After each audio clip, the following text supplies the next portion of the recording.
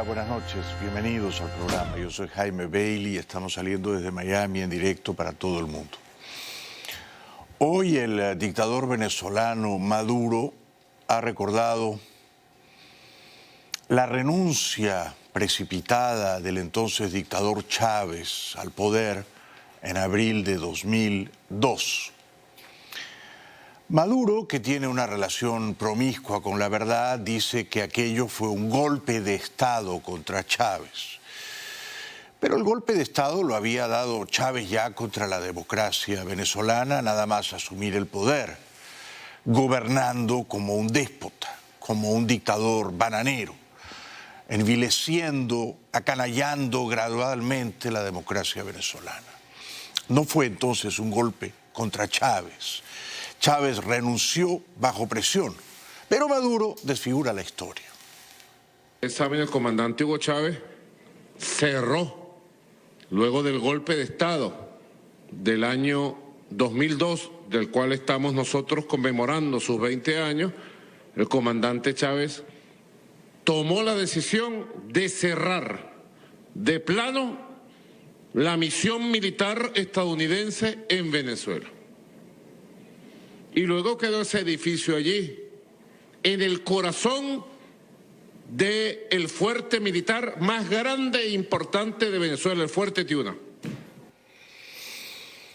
El dictador Maduro, que sirve a la dictadura cubana, que sirve a la dictadura rusa, que sirve a la dictadura iraní, que sirve a la dictadura china, es un dictador y es al mismo tiempo un vasallo o un lacayo de unas dictaduras de mayor poder o de mayor astucia como la cubana. Sin embargo, se jacta o se vanagloria de que el entonces dictador Chávez echó de Venezuela a los militares estadounidenses que tenían algunas bases allí. Y comandantes estadounidenses aquí para ejercer influencia y controlar a los 4 componentes de la fuerza militar venezolana. El jefe de la misión militar tenía línea directa con el presidente de la República. De vergüenza, ¿verdad? Línea directa con el ministro de la Defensa. Y bueno, todos los días desayunaban, almorzaban, cenaban en los cuarteles del país. Era una misión colonial, militar en Venezuela. No es verdad.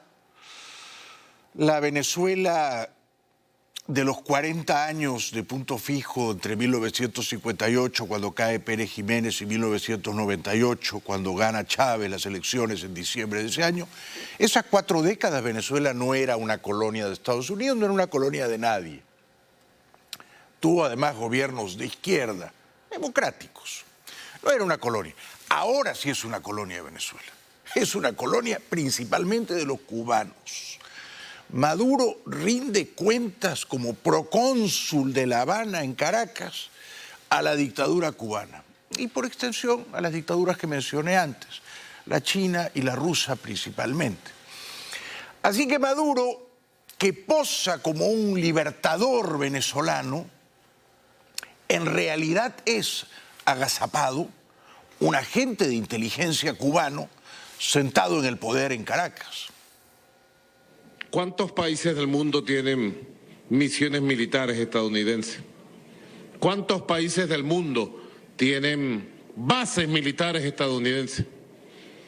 Para ejercer su hegemonía, su influencia y el control sobre las fuerzas militares, para ponerlas al servicio de la geopolítica de dominación estadounidense en el mundo. Y cuando haga falta, ponerlas al servicio de las políticas golpistas, como en el caso de Chile, 1973, contra el hermano presidente Salvador Allende. Vamos a ver, en los tiempos recientes Estados Unidos no despliega nuevas bases militares, más bien las cierra, ¿no?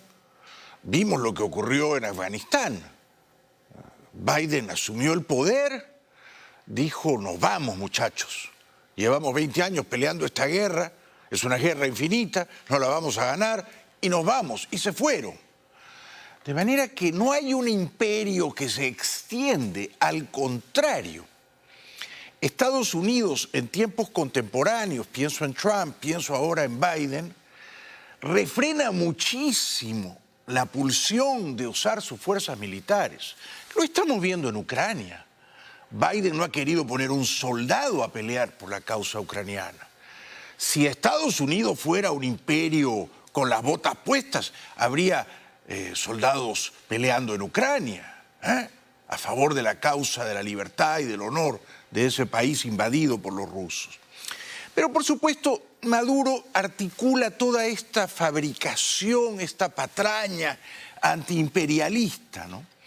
Y lo que no dice es que él sirve dócilmente como un adulón bigotudo a otros imperios que sí tienen planes probados de expansión, como Rusia, que ahora se ha expandido a Ucrania, y como China, que pretende expandirse a Taiwán. Estos sí son imperios. Y no solo son imperios, sino que son países gobernados a mano de hierro. No son democracias, no respetan los derechos humanos y no hay ahí las mínimas libertades. Porque algunos pudieran decir, eso es historia pasada. El golpe de Estado contra João Goulart, 1964. Eso es historia pasada, Maduro, ya deja de hablar de eso, ¿vale? El golpe de Estado contra el gran Salvador Allende. No, eso no se va a repetir. No se va a repetir. ¿Y qué fue lo que le hicieron al gran jefe indio del sur, Evo Morales? Octubre del año 2019. Un golpe de Estado militar tradicional dirigido desde la Embajada de los Estados Unidos en La Paz contra nuestro hermano presidente Evo Morales Ayma. El gran jefe indio, describe el dictador elefatiásico Maduro al inepto dictador boliviano Evo Morales. Vamos a ver, no se puede comparar a Allende año 1973 con Evo Morales año 2019. No se puede comparar, ¿no? Evo Morales llevaba 14 años ejerciendo despóticamente el poder en Bolivia. Era un dictador de punta a cabo, de cabo a rabo. Hizo un fraude en los comicios de ese año. La OEA denunció el fraude. Aquellos comicios amañados no resistían una auditoría independiente. El Senado boliviano destituyó al dictador Morales y nombró a una presidenta interina. No fue un golpe de Estado militar como el que en efecto ocurrió en Chile en septiembre del año 73, ¿no? Pero además, Maduro, que ahora apoya al dictador ruso Putin, que no se atreve a condenar a Putin por desatar una guerra espantosa en Ucrania, que ha provocado la muerte de decenas, quizás centenas de miles de personas. Ah, sí, es valiente para criticar al imperio de Estados Unidos. A la hora de criticar a Putin y de decirle basta ya de derramar sangre inocente en Ucrania, es un cobarde. Calla en 7 idiomas y se hinca de rodillas ante su jefe ruso. Pasa de visita por Caracas y hace el ridículo, ¿no? Da pena verlo, ¿ah? Da pena ver cómo se arrastra babosamente ante Maduro, ante un dictador que probadamente viola los derechos humanos, encarcela y tortura a los opositores, vicia, trampea las elecciones, se perpetúa en el poder.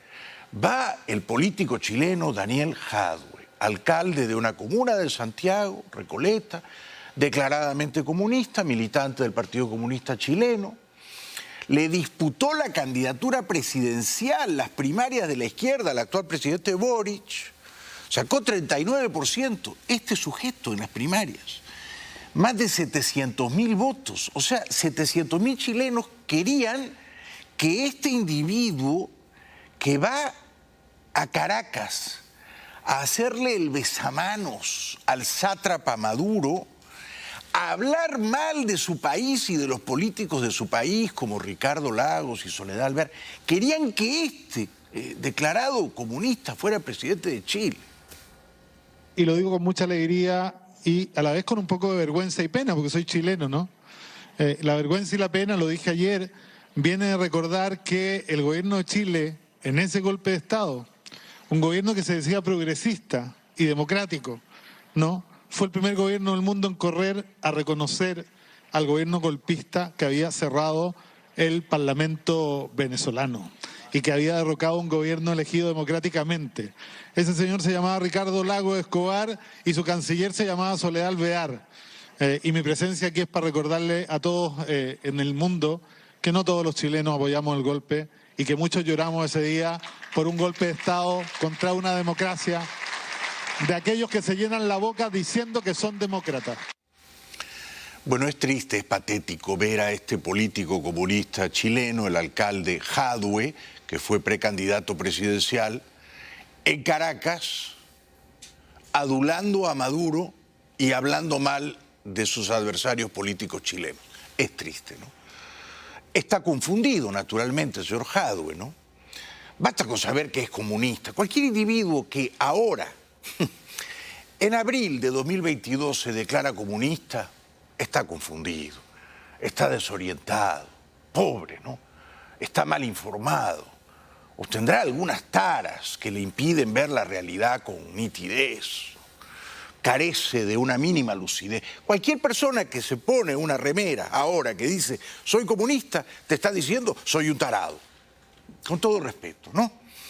Entonces, este señor va a Caracas a celebrar que es comunista, va a Caracas a elogiar a una dictadura corrupta que ha fracasado, que ha arrojado al exilio a más de 5 millones de venezolanos, y además va a Caracas a hablar mal de los políticos chilenos. Es una vergüenza. Y luego dice que está contento porque la resistencia venezolana de estos últimos 20 años... ¿De qué resistencia habla? Es una dictadura cruel la venezolana. La resistencia será la de los pocos venezolanos que todavía sobreviven en ese país, que la dictadura chavista ha hundido en la miseria, en la abyección. No, va a adular a Maduro. ¡Qué caradura, Jadwe! Pero mucha alegría de ver la resistencia de 20 años, presidente. Mucha alegría de ver la batalla contra la mentira de 20 años. Y quiero decirle además que yo quiero saludar a las Fuerzas Armadas bolivarianas de este país a través suyo, porque en nuestro país los militares se han puesto más de una vez al servicio de un país extranjero para derrocar a su propio gobierno. Y los militares chilenos, los grandes militares chilenos, se han puesto al servicio de otro país para asesinar a sus propios generales en jefes del ejército, ¿no? Y eso es muy distinto a lo que uno ve aquí cuando mira unas Fuerzas Armadas que son incapaces de ponerse contra su propio pueblo para servir a los intereses de un país extranjero. Si será tonto este político chileno Jadwe, ¿no? No sabe que los militares venezolanos a los que él glorifica están todos hincaditos de rodillas ante los espías cubanos. No sabe que hay más de 2.000 agentes de inteligencia cubanos sembrados en Caracas y que ellos dan las órdenes y los militares venezolanos obedecen. No, va de nuevo a Caracas a hablar bien de los militares venezolanos que son un atado de ineptos, una gavilla de panzones corrompidos, ladronzuelos, los va a elogiar. Y de paso habla mal de los militares chilenos. Pero bueno, este sujeto no tiene un mínimo cariño a la patria. Tiene que ir a correr a Venezuela, a hacer el papel de perrito faldero de Maduro y hablar mal de los políticos de su país, de los militares de su país. Y quiero decir que estoy, la verdad, muy bien impresionado, porque en mi país, cuando se violan los derechos humanos, nunca hemos visto que un violador de derechos humanos sea perseguido por la justicia. Nunca en mi país han encarcelado a los que les quitaron los ojos a los jóvenes que salieron a protestar hace 3 años atrás. Entonces, saber que en este país donde todos dicen que no hay separación de poderes, enterarnos y poder contarle al mundo que hay cientos de agentes del Estado condenados por violación a los derechos humanos. Nos parece sorprendente, porque allá en Chile, donde dicen que hay separación del Estado y donde dicen que el gobierno no incide sobre la justicia, no hay ninguno, presidente, a pesar de todos los informes internacionales. Entonces parece que aquí las cosas funcionan distinto a como cuentan los medios. Es muy triste, ¿no? Es patético, realmente hace el ridículo, ¿no? Desnuda su miseria intelectual, su miseria moral, ¿no? Queda como un personajillo muy menor, ínfimo, ¿no? Que se rebaja, que condesciende a adular a un dictador fracasado con las manos manchadas de sangre. Y además miente, y al mentir vierte lodo, arroja fango sobre su país. No es cierto que en Chile no se ha perseguido a los violadores de los derechos humanos. No es cierto. Hay numerosos jefes militares de la dictadura de Pinochet que fueron enjuiciados y castigados por las violaciones a los derechos humanos. Y eso está probadamente documentado. No es cierto tampoco, él dice, los militares que les arrancaron los ojos a los muchachos en la protesta. No es cierto que no hay una justicia independiente en Chile, la hay. Y actúa. Y cuando los agentes del Estado, las fuerzas del orden, se exceden o cometen abusos, la justicia chilena actúa y castiga. No hay, en cambio, una justicia independiente en Venezuela, señor Jadwe, no la hay. Usted puede pararse y hablar en Caracas porque todos en esa dictadura saben que usted va a adular a Maduro.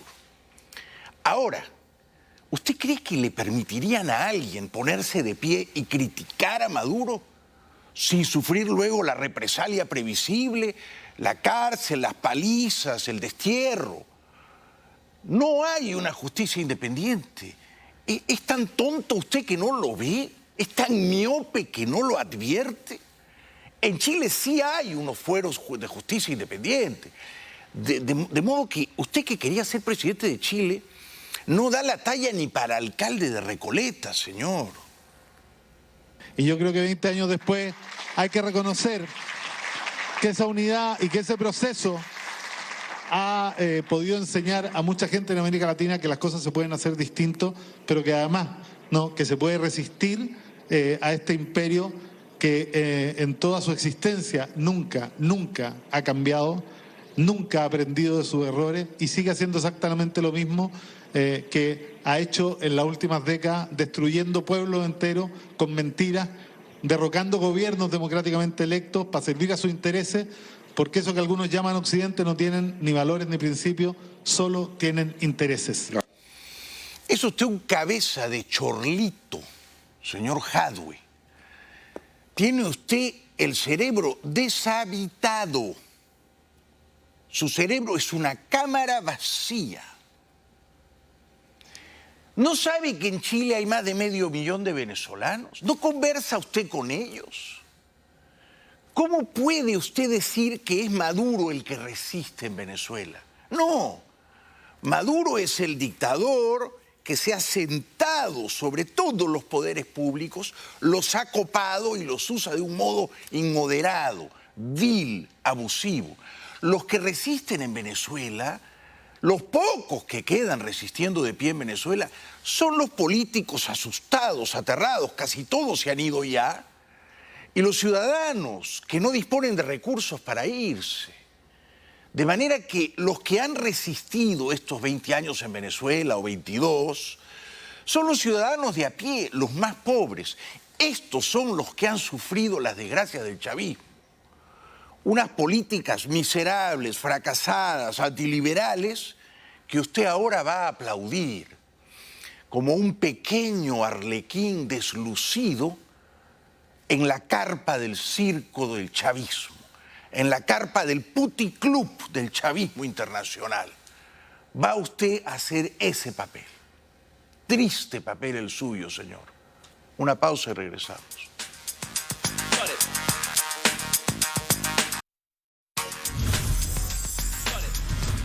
Bienvenidos de vuelta al programa. el presidente ucraniano Zelensky, que era un comediante, era un actor, y que tenía, por lo visto, una cita con la historia, ¿no? Y ha estado a la altura de las circunstancias históricas, expresó hoy su comprensible indignación, porque él siente que el mundo libre o una parte sustancial de él, Alemania, por ejemplo, no se ha comprometido hasta las últimas consecuencias con Ucrania. Alemania sigue comprándole gas a Rusia. Что их так называемая спецоперация якобы идет по плану. Но если честно, никто в мире не понимает, как вообще мог появиться такой план. Как мог появиться план, который предусматривает гибель десятков тысяч своих же солдат. Чуть больше, чем за месяц войны.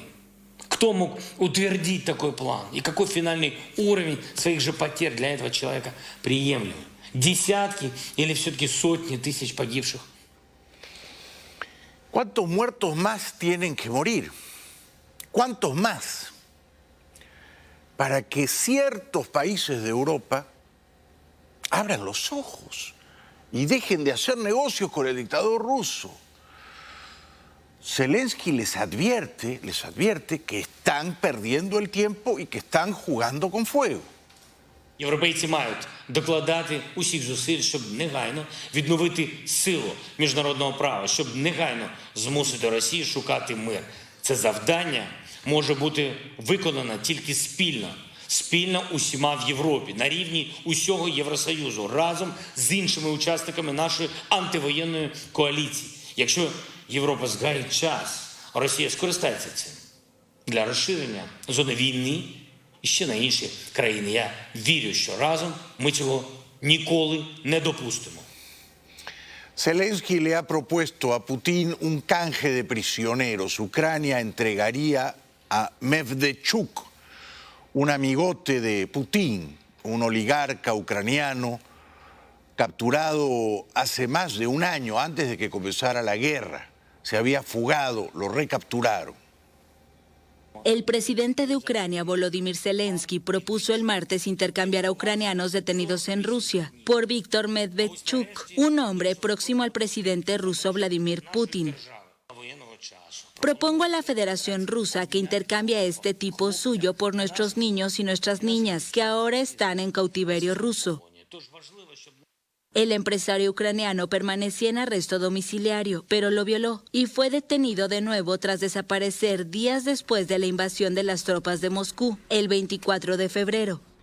Fue arrestado desde el año pasado por una acusación de traición y es una de las personas más ricas de Ucrania. Su figura es muy controvertida por sus estrechos vínculos con Putin, que es el padrino de su hija pequeña. Nada menos que Putin es el padrino de la hija de este Medvedchuk, que es un millonario, quizá billonario ucraniano, al servicio de Rusia. Por eso fue acusado de traidor, le dieron arresto domiciliario, escapó el día que comenzó la guerra, febrero 24, se vistió de soldado ucraniano, pero lo capturaron. Este hombre es Viktor Medvedchuk, es el líder del partido ucraniano prorruso Plataforma Opositora por la Vida y llevaba en arresto domiciliario desde hace más de un año, acusado de traición. Entre los cargos, desvelar secretos de Estado, tener negocios en Crimea y trabajar para Rusia. Y es que Medvedchuk no ha dudado en mostrar su apoyo a Moscú. Tiene, de hecho, una relación muy cercana con Putin. Escapó de su arresto poco después de comenzar la invasión de Ucrania y ahora ha sido capturado de nuevo. Zelensky lo anunciaba con una fotografía de él esposado, vestido con un uniforme militar. El presidente asegura que trataba de ocultarse entre las fuerzas nacionales. Y ya que ha elegido un uniforme militar, ha dicho, será tratado según las reglas de la guerra. Propone a Moscú un intercambio, Medvedchuk a cambio de los prisioneros capturados por Rusia. Bien por Zelensky. Este Medvedchuk, por supuesto, es un traidor, es un felón, ¿no? Es un infiltrado de Putin en la vida ucraniana. Quiere que Ucrania sea anexada a Rusia. Que Rusia se trague de un mordisco a su país. ¿Qué clase de ucraniano es este Medvedchuk? Claro, ha hecho su fortuna gracias a Putin. es un poderoso oligarca prorruso detenido por Kiev al que se propone intercambiar por niños ucranianos supuestamente llevados a Rusia por la fuerza. Pero, ¿qué se sabe realmente de Viktor Medvedchuk? Se trata de una de las personalidades ucranianas más cercanas al presidente ruso, hasta tal punto que incluso es el padrino de una de las hijas de Vladimir Putin. Legislador, abogado y empresario en sectores como la energía, alimentación y acero, ha pasado una fortuna cercana a los 600 millones de euros para situarse como el 12º hombre más rico de su país. Este canalla había fundado un partido político en Ucrania prorruso para cumplir la agenda de Putin. Fundó un partido político prorruso con una treintena de diputados que fue prohibido por las autoridades el mes pasado tras el inicio de la guerra. Su cercanía al Kremlin inquietó al gobierno ucraniano. En mayo de 2021 fue puesto bajo arresto domiciliario tras ser acusado de alta traición e intento de saqueo de los recursos naturales de Crimea. Huyó de su arresto durante la invasión rusa y Kiev espera ahora obtener información muy valiosa de él. Entre tanto, Rusia afirma en tono victorioso, pero no hay que creerles, que 1000 ucranianos, soldados ucranianos, se han rendido en la batalla épica por Mariupol. Muestra fotos de apenas un puñado de soldados ucranianos, no se ven 1000, eso seguro. Nueva ofensiva del ejército ruso para hacerse con todo el control del puerto de Mariupol. Y para mostrar su éxito difunde la imagen de 1000 soldados ucranianos que dice se han rendido, muchos de ellos heridos. El ministro de Defensa de la autoproclamada República de Donetsk asegura sobre el terreno que los prisioneros de guerra cuentan que sus mandos los abandonaron sin víveres. Tengan miedo o no, lo único que pueden hacer es rendirse porque los tenemos cercados y no podrán escapar de aquí. Dice Moscú que se han rendido 1026 soldados ucranianos. Yo no veo a 1026, yo vi a 26, pero no a 1026. Desde Moscú confirman se han rendido 1026 marines ucranianos, incluidos 162 oficiales, gracias a la exitosa ofensiva de las tropas rusas y las milicias de Donetsk. Ucrania no lo confirma mientras los satélites captan estas largas caravanas de tropas y tanques que se aproximan desde Rusia a la región del Donbass, que Putin quiere someter por completo. Putin necesita por lo menos algo para presentar a su propio pueblo y para sentarse a la mesa de negociaciones con algo, porque ahora mismo Rusia no tiene casi nada. Mariupol no se cayó, solo una ciudad de Kherson y nada más. Kharkiv no cayó, capital también. Muy bien, brillante el analista. Putin quería conquistar a Ucrania entera, instalar un gobierno dócil, títere en Kiev, arrestar y matar a Zelensky. Nada de eso se logró, ha fracasado. Ahora pretende decir que no, que en realidad solo queríamos quedarnos con el Donbass y vamos a ver si lo consiguen. Son ya 49 días, Mariupol es tierra arrasada, pero la batalla no ha cesado y los ucranianos van a pelear hasta el último misil. Mariupol es una ciudad completamente arrasada tras 49 días de asedio por parte de las tropas rusas. Según Kiev, al menos 20.000 civiles han muerto durante una brutal invasión que, en palabras del fiscal de la Corte Penal Internacional, ha convertido Ucrania en una gigantesca escena del crimen. Según el portavoz del Ministerio de Defensa del Kremlin, Igor Konashenkov, 1026 soldados ucranianos se han rendido a las tropas rusas en Mariupol. La televisión rusa ha mostrado imágenes de decenas de combatientes en manos del enemigo. Kiev responde que unidades de la 36 Brigada de Marines lograron abrirse paso y unirse al regimiento Azov. ¿Usted ve 1000 personas ahí? Yo no. 20, 30 como mucho, pero 1000 no. Entonces, claro, se rinden 20 soldados ucranianos y esto dice se rindieron 1000. Yo no veo a los 1000, ¿eh? Yo no veo a los 1000. Lo que se sabe de fuentes de inteligencia confiables es que sigue la resistencia heroica ucraniana en Mariupol. La batalla continúa. El ejército ucraniano asegura que la batalla de Mariupol continúa y reconoce que el enemigo está llevando a cabo una ofensiva cerca del complejo metalúrgico de Azovstal y del puerto marítimo. Las últimas imágenes por satélite muestran edificios en llamas en la ciudad y un despliegue de tropas y vehículos blindados en el oeste de Rusia. Posiblemente formen parte de la gran ofensiva en el Donbass que podría comenzar en cualquier momento. A todo esto, ¿qué espera Biden para ir a Kiev? Ha ido Boris Johnson, ha ido Ursula von der Leyen, ha ido Josep Borrell, hoy estuvo el presidente de Polonia, el de Lituania, el de Letonia, el de Estonia. ¿Qué espera Biden para ir a Kiev? Una pausa y regresamos.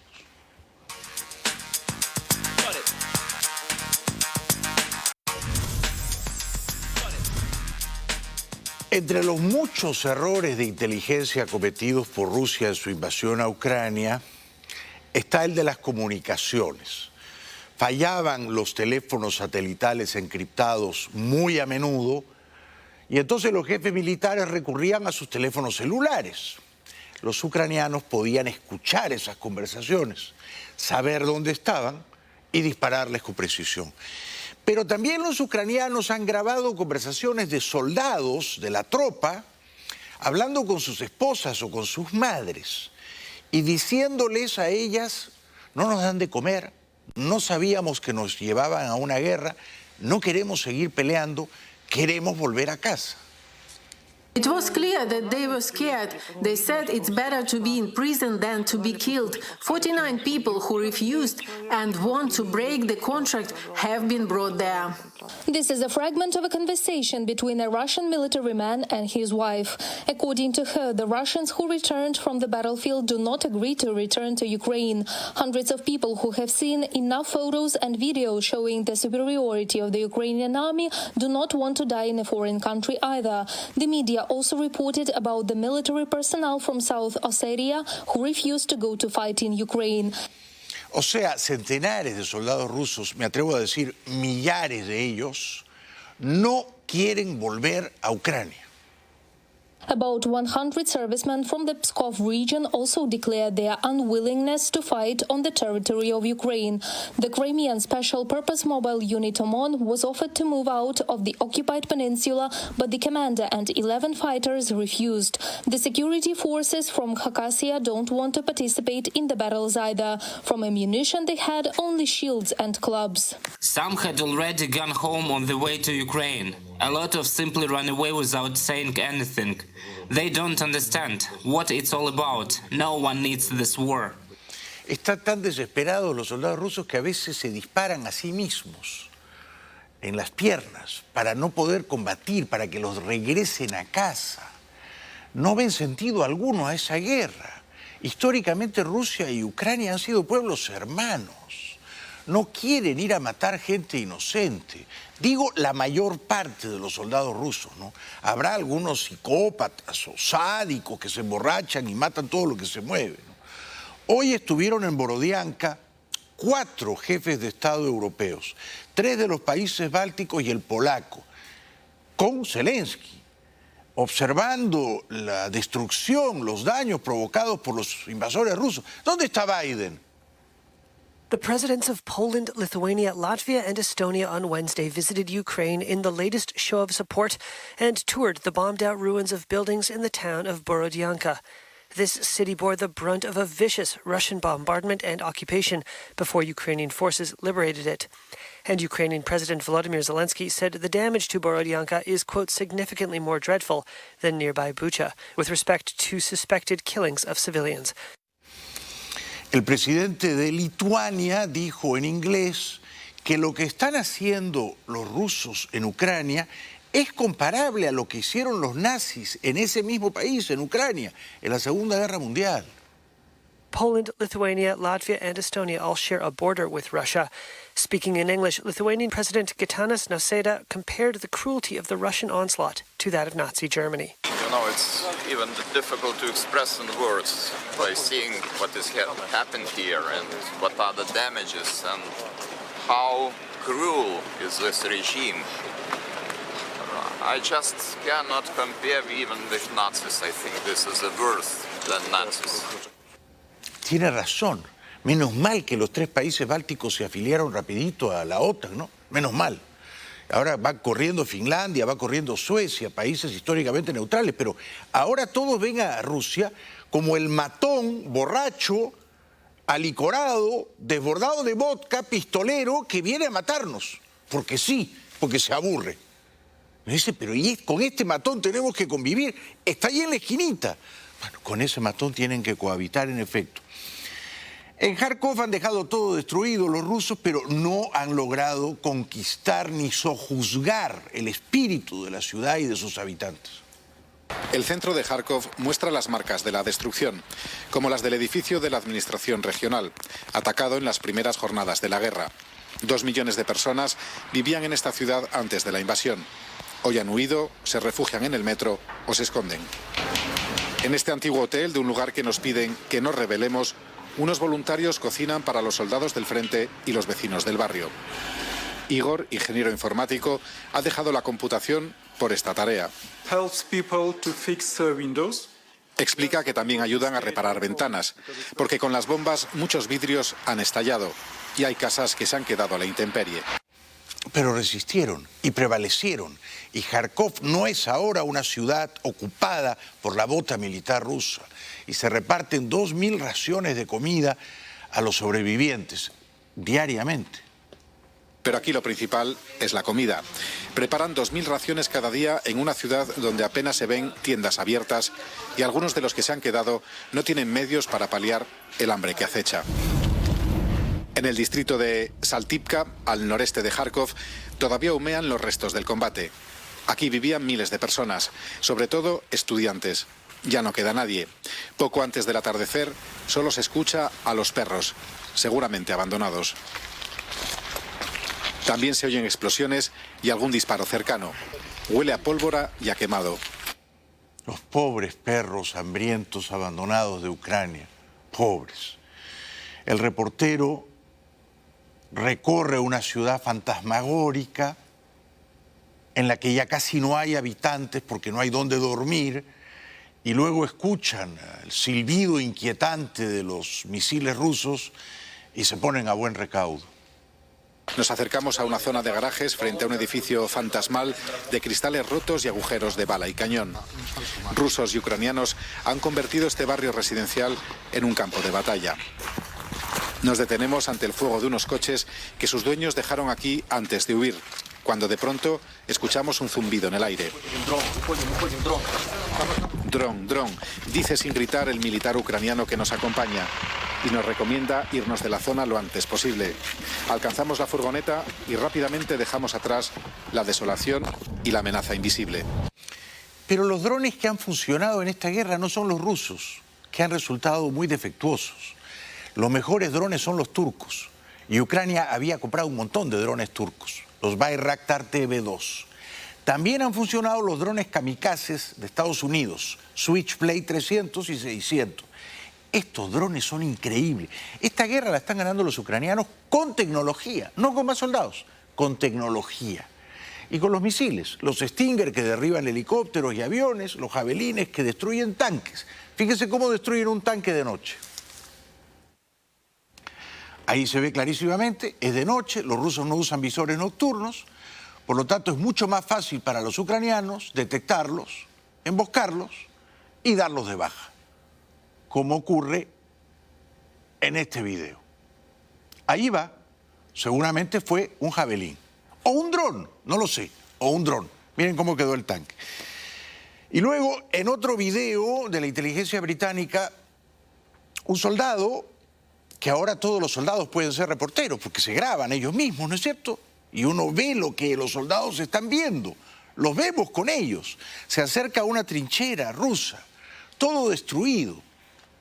We've come up to a ridgeline in a village called Mala-Rahan, and we're seeing the remains of a Russian position. What we understand is that the Russians were using this position, and they had a tank here, you can see behind me, that was destroyed by an NLAW rocket. They were using this position to shell Kharkiv, Ukraine's second city. That's some sort of tank shell. And here, this looks like some kind of bunker, or what's left of it.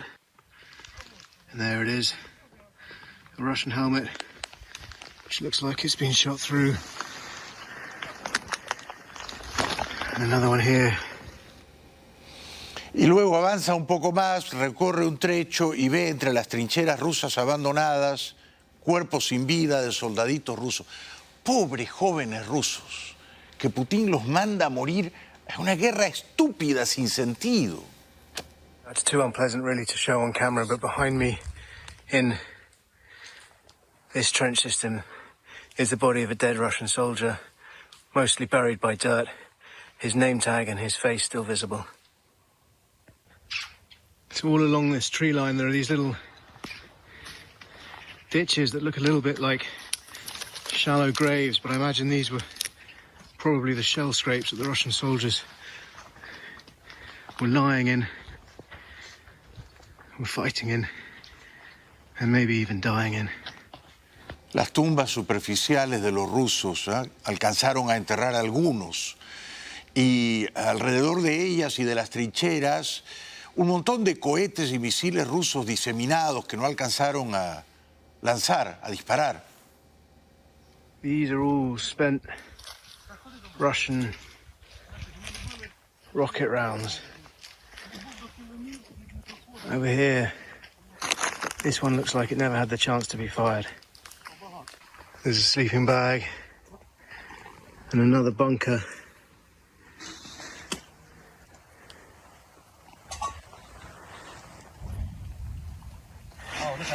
And in the distance we can hear that constant rumble of artillery shelling. Mientras tanto, Ucrania sigue recibiendo, enhorabuena, los misiles Javelin. Miren cómo entrenan con ellos.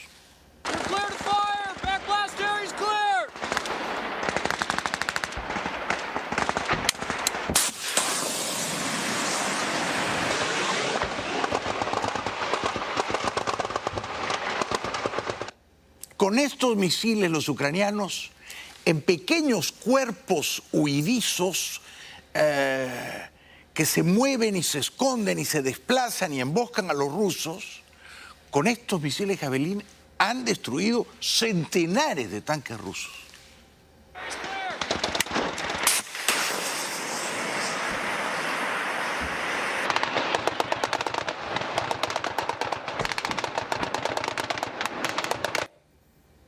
Al final, Putin, el miserable, perderá esta guerra.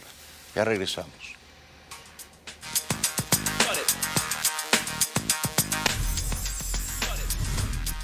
Y en medio de la guerra, del horror de la guerra, de pronto este pequeño milagro. Rescatan vivo, aplastado por los escombros, a un perrito en Ucrania.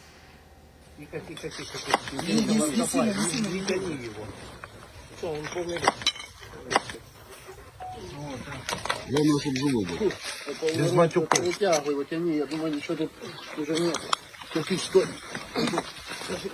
Аккуратно. Аккуратно, аккуратно. Не тяни сильнее. Сейчас. Сейчас, подожди, он уже сейчас это идет. Живой красавец. Живой полный рот. Мыть надо. Его надо воды, да, воды. Вот он, глянь, какой красавчик. Ой, молодец. Нормально. Живучий. Все, мы это сделали. Ha sobrevivido y su dueño se conmueve al recibirlo. После собачка. Красавец. Красавец, сейчас водички попьет. Спасибо хлопчикам, що швидко, оперативно все зробили тут, все підключали. Спасибо їм, велике спасибо. Y este otro pequeño milagro, Sinaida, una anciana ucraniana de 82 años, que sobrevivió a la ocupación nazi en Ucrania en la Segunda Guerra Mundial, ahora ha sobrevivido también, gracias en parte a sus gallinas, comiendo papas y de vez en cuando alguna de sus gallinas. Градами стреляли. Вот сараї упав какой-то, може, я знаю, що впало, що вони похилилися туди вже, що двері повибивали, там вже все. Я їх забрала, щоб мені вже цих курочок, щоб потім чим-то харчуватися треба. У мене ж їсти не було, крім там картофель. І все. Ні води, ні тут, ні газу, нічого ж. Dice que los rusos, los invasores, la insultaron, la vejaron, le dijeron levanta las manos, te vamos a disparar. Pero ahí está viva con sus gallinas. Лізь у погріб, стара сука, як вони сказали. Я кажу, вбийте мене, я не полізу. І ото вони руки вверх, а один сказав, носи пов'язку білу. Ти сусідка? А тепер вже дав Бог мені. Дождалася. Судьба, значить, у мене така. Значить, мені так суджено. Що дано Богом, то. Grande Sinaida y sus gallinas. Un reportero de Los Angeles Times, valeroso él, muestra las ruinas de Nikolai. I'm standing right now in front of the remains of the Mykolaiv Regional Administration Building, which was struck not too long ago by a Russian cruise missile, leaving 38 people dead. It's a measure of the threat that is facing Mykolaiv.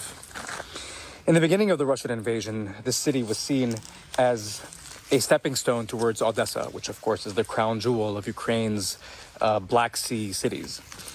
But with that being said, the Ukrainian army was actually able to keep a spirited defense and push the Russians out.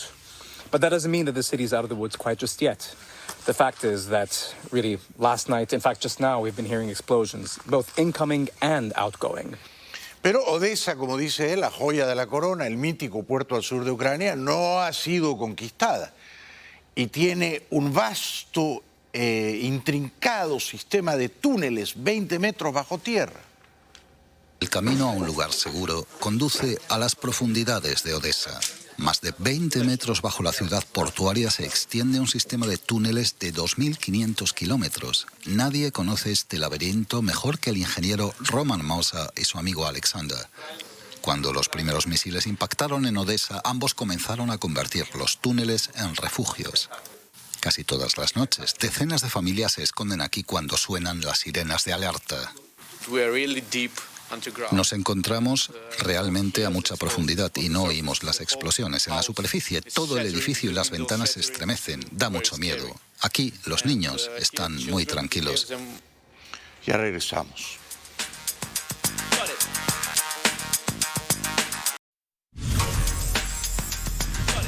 Para terminar, hoy en París, en un acto de la candidata de extrema derecha Marine Le Pen, una jovencita valiente le recordó a la señora Le Pen su complicidad con el dictador ruso Putin. La jovencita fue sacada a rastras del acto. Bonjour, président. Spécial soleil. J'ai une question de la part de Vladimir Poutine. Il se demande pourquoi vous lui répondez plus. Vous lui manquez. Il veut savoir si le président peut renouer avec lui. Il a besoin de vous, fusionnalité et sous-fusionnalité en Europe. Il est très triste.